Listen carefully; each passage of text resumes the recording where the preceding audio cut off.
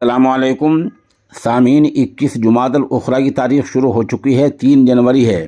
خبر کا عنوان ہے ایران کے شہر کرمان میں زبردست بم دھماکہ، 50 سے زیادہ لوگ جاں بحق ہو گئے ہیں۔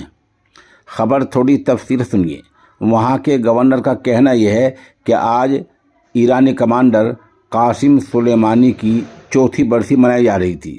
وہ 3 جنوری کو ہی جاں بحق ہوئے تھے اور آج ان کی چوتھی برسی منائی جا رہی تھی۔ اس دوران وہاں سے 1000 لوگ ان کے مقبرے کے پاس موجود تھے۔ اسی دوران کسی نے سڑک پر گیس سلنڈر رکھے جن میں بم دھماکے تھے، لوگ وہاں سے گزر رہے تھے، وہ پھٹے اور لوگ موت کا شکار ہو گئے۔ ابھی تک 50 سے زیادہ لوگوں کے مرنے کی اطلاعات ہیں۔